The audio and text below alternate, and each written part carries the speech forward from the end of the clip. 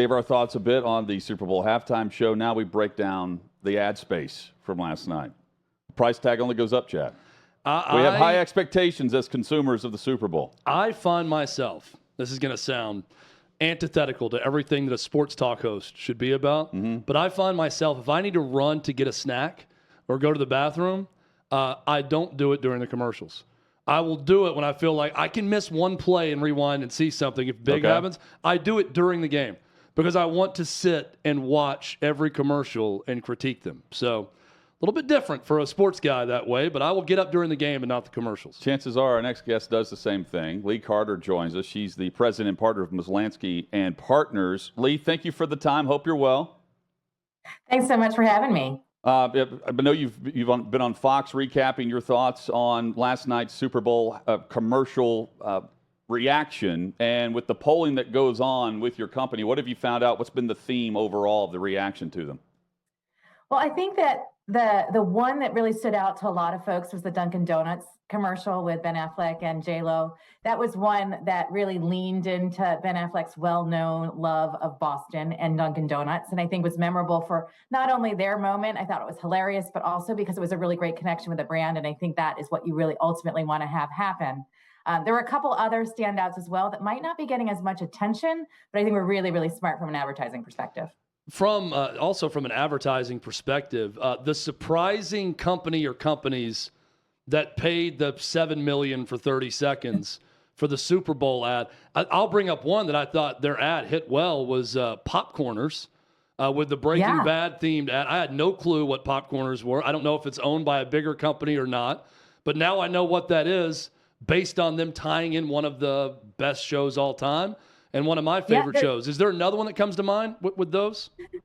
Well, you know, I think that one of the real standout moments was with the Google Pixel. Now, that's not a small unknown company, but the Google Pixel is a phone that doesn't get a whole lot of attention, right? Everybody has iPhones. They have a huge amount of market share. Google Pixel has been out there for a long time. And what they did was really smart. They framed the whole commercial around not the camera, but rather on its editing capabilities, the ability to edit out individuals perhaps that you'd rather not have had a picture with, or mistakes in photos and that sort of thing. I thought it was really smart, well done with Amy Schumer, very, very funny. But I think memorable in that it was very, very smart product marketing, not just great marketing where you get a lot of attention or buzz around the advertisement. I think that product is going to get a lot more attention as a result of that ad. It's all about celebrities in Super Bowl commercials, in large part. The memorable celebrity drop-in jumps out the most. But when almost every commercial has a celebrity tie-in, it can kind of run together. But two of them in a theme that did not run together for me that I thought really worked, and I want to get your opinion on, was the Pepsi spots with Ben Stiller and with Steve Martin and the tie-in about what acting is, and then them, ending it with the mystery of, do I really like it or am I just acting? I thought was self-deprecating and funny on Pepsi's part. What did you think? I thought it was so smart because not only was the ad great entertainment, really fun to watch, it answered the question we all have is, does it taste good? A lot of people say that Pepsi is a challenger brand, not as sure if it's going to taste well. So their language in that by saying, is it great acting or is it great taste, sort of challenge us all to want to taste it. Really, they also did some great social extensions on that. They took over Twitter. They did a lot of other outreach and they carried it beyond just the commercial, which I think was smart, but hilarious. And also you do remember it and you do remember the product. And that's really, really important to all of this as well, because you're going to remember a lot of advertisements over the years, but you're going to have no idea what the company was for. Lee Carter joins us on OutKick 360. How long do you think the average ad takes to recoup what the company spent on it? Oh, good night. I think a lot of them don't ever recoup. If you think about some of the recent years of advertising, we had crypto. 1 year took over the Super Bowl. I'm not sure how they're doing right now. We had a lot of .coms in the past. So I'm not sure that every advertisement gets its money back. The magic formula is getting the message right and getting the product to be memorable. And that's not always the case. We hear a lot of people talking about the Bradley Cooper ad, not about the T-Mobile ad. You hear a lot of people talking about the Clueless ad, not what that ad was for. The ads that are the best are the ones that you remember what that product was for, and they're very few and far between. So while we might have been entertained and say, wasn't that a great ad? I remember years ago, there was one about cat herding, which I still reference, but I have no idea what it was for. Yes. Lee, and the other feedback, or at least the discussion, is the "he gets us" ads. Hashtag "he gets us." What have you heard personally in your feedback since last night? Because you mentioned the memorable aspect of an ad. If you loved it, if you hated it, people are tweeting about it. There's no question about it. They're getting tons of attention, and they also have done a really smart extension. They have a Bible study on the Bible app, but I did test that ad last night. And when I first heard about it, I thought, what on earth are they going to be able to do, and how are they going to break through and resonate? That, especially the ad that was in the first half, which was about being childlike and really coming together and not being divisive, was so smart. It was attention grab, and the visuals got people really, really engaged. It was very disruptive. It went head on with one of the big misperceptions I think evangelicals have right now, is that they're very divisive and exclusionary, into saying, like, no, that's not what Christianity is about.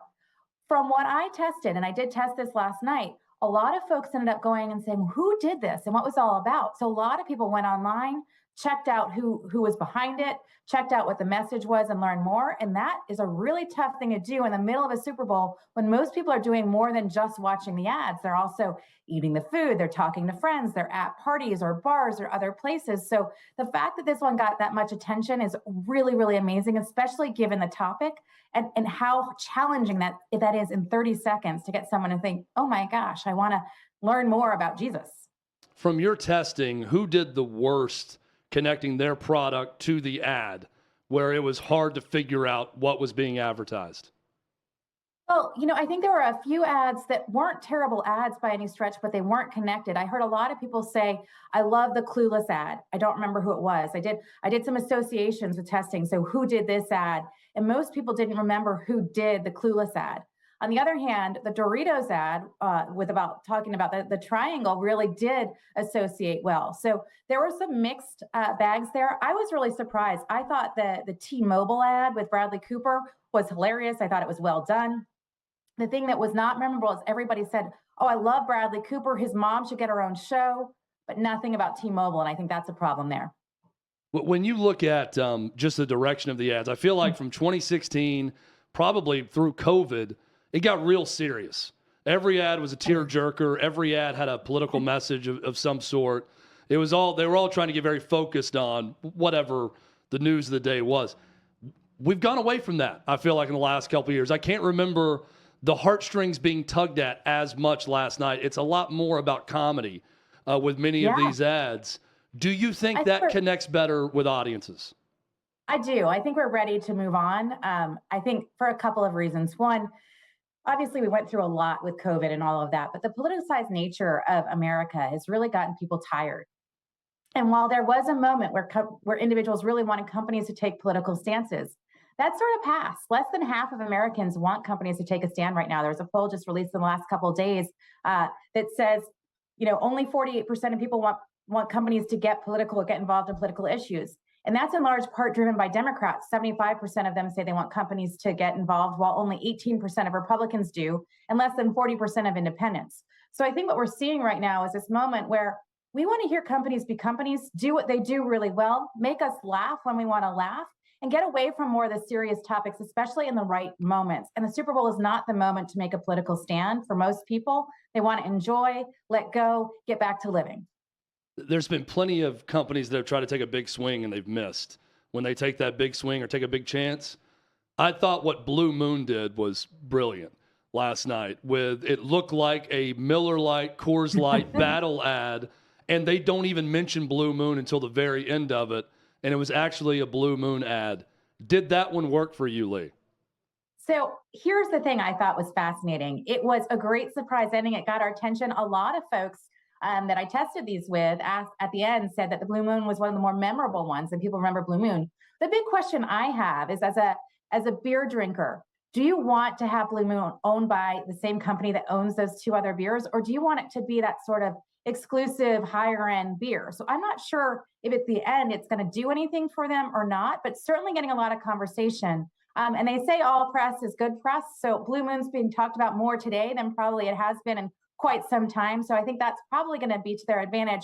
But I wonder over the long time if it helps them. In many ways, it reminds me of PepsiCo owned Naked Juices. Did it help people to know that Naked Juices was owned by Pepsi or not? So it's one of those double-edged swords, but I think it's going to be interesting to see what happens to sales now. Lee, are you testing this in real time? So I did not test it in real time. What I did is we collected some of the most talked about or buzzed ads that were out there, those that got the most mentions on social media and were most discussed. And we sent them out in video format to about 1,500 voters overnight and got their reactions about 4:30 this morning. Chad could absolutely be a part of this if you wanted to test this in real time, and he'll give you a live grade on what he likes. I'm a huge movie trailer guy also, so I'm always interested in what trailers are going to hit during Super Bowl ads. One that I want to bring up that maybe I'm completely alone on this. I'm very confused by a trailer for a movie about the Flash that's all about Batman and Michael Keaton coming back as Batman. And then it was almost like the blue moon switch at the end of it when it said the Flash coming to theater. We saw the Flash twice in the entire trailer, and it was all about Batman. Did that one work with your audience? I'm unsure. What I do know is a lot of people were talking about Michael Keaton being back as Batman. But the other thing that I did notice, and we took a look at a couple of things. One is how people reacted to the ad. Two was recall. And the third thing was what was trending on social media. And the Flash certainly did get a lot of attention on social media, a lot of search. If you look at the Google search, most search items, that certainly came up.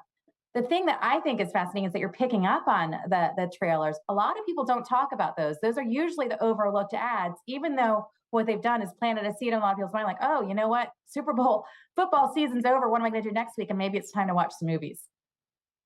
Are people in your line of in the marketing and the ad space and the brainstorming rooms, how nervous are people today as they go to work off of yesterday's success rate? Oh, I think hugely nervous. This is the Super Bowl for anybody in marketing and advertising. So anybody who had a role in these advertisements, whether it was the music part of it, the production part of it, the copy of it, the advertising agencies, they're all, they're on the line right now. And I think a lot of people are saying, if you look at the ad meter right now, they say that the farmer's dog was the #1 advertisement out there. So those folks are probably celebrating. Those that are at the bottom are probably a little bit nervous about what's going to happen when it comes time to renew the agency of record relationships with some of these big companies. Sometimes some of the simpler ads are the best or the most memorable. I love the Bud Light spot with Miles Teller dancing. Yeah, it was cool. It was really cool. Did that one play well to you? It sure did. I think you don't always have to have a Clydesdale there to make a splash, and that ad certainly did get attention. I think the thing that's tough for Bud Light, though, is that they're expected to do great things. So in many ways, what people talk about is all the other ones rather than that one. And I think they did do an excellent job, but I'm not sure it's the one that we're all going to remember next week. How many new advertisers showed up this year? And I know the number last year was very big compared to years prior. Is it the same thing for Fox this year? So there are 14 advertisers who had never advertised before. And I think that is really telling. When you're looking right now at the business landscape, there's a lot of folks who are saying CEOs, CMOs are all concerned about a recession, about spending. I think the fact that there are 14 new entrants is actually a good signal for what people are seeing as possible demand coming down the pipe. And also a lot of those repeat folks that came back is also a really good sign as well. And I find it fascinating because you have 14 new companies willing to spend the highest amount possible on a 30-second ad, and some did it more than once throughout the Super Bowl. That's right. I think one of the most surprising spends, right, was by the folks who brought us the Jesus ads. Mm-hmm. That was a lot of money to get that out there, but they're not the only ones who made this big investment. And so it's going to be very, very telling. I like to say this moment to say which ones we enjoyed the most is really, really important. But what do we remember a month from now? And that is something entirely different. And so one of the ads that didn't perform as well on the average itself was the M&M's ad. But what that company did, and it was, I think BBDO was the agency that worked with them, they extended the life of that ad by weeks. They announced the spokesperson, the spokes candies going away about 3 weeks ago. Whether you liked it or not, it got tons of attention. They were called woke candies. Everybody was talking about it for weeks. And then what happens is there's an ad, and then, of course, the spokes candies come back. Now, if they had just done the ad that they did last night, that one spot, it would have been meaningless. But instead, they own the news cycle for weeks before the Super Bowl ads. Every time we had a segment talking about Super Bowl ads, they were mentioned. There was all people getting emotional. And one of the things I thought was so smart about it is my grandfather used to say to us before we went to sleep is, don't think about pickles before you go to sleep. And what do? You think about pickles. So what happened here is, don't think about M&Ms for weeks before the Super Bowl. And all you do is think about M&Ms. My guess, there were more M&Ms served at this Super Bowl than any other Super Bowl in history, because I think that was a really, really smart strategy that they employed there. Well, another company I didn't know the whole thing before, but I went back and saw there was a long campaign going into it because, again, it worked. I Googled to see what was happening with whatever was happening with Maya Rudolph in that ad. Another one I thought worked pretty well that had multiple ads, and they spent a lot of money, was Uber One with P. Diddy last night. Do you feel like that one landed? Because I want to say it was a 2 or 3 commercial arc that ended with P. Diddy with the songs. I think it was really important for Uber to get a good performance there, because obviously it was a huge spend for them. But if you look at people's opinion of Uber, it's really, really declined over the years. So they needed to come out with something that was going to give it attention, reason to give it another look. I think they did that. I think it's job well done. Did they need to do it over 3 spots? I'm not sure. They probably could have done it over 1, but I think well executed, and it'll be interesting to see how that shows up. And certainly with Lyft now having more problems in their earnings than ever before, that's probably going to help. That's going to help Uber as well. Follow Lee on Twitter, on social, at @LH_Carter. Always great perspective. We enjoy you on Fox as a contributor. Thank you so much for joining us on OutKick. Thanks so much for having me. So she agrees with you on a lot of the ad space last night. And I think that the demographic, the target audience is hit. And I find it surprising. You have 14 new advertisers paying $7 million each to jump in. The different thing to me last night about it was there wasn't anything that jumped out that I immediately hated of the ads. Some were just kind of, but it was kind of a yawn, but it wasn't like, what in the world? You spent all that money on that, right, or that was your big idea. There's always, I feel like, a few that you're thinking that's it. That's what you wanted to do with your ad. There wasn't one that immediately jumped out other than the trailer for The Flash that didn't have a lot of Flash in it. Other than that, I thought all of them, even if they were just mediocre, which you don't want to go for that. I know. Right. But it didn't jump out as bad to me. A few jumped out as better that I asked her about, but none were terrible.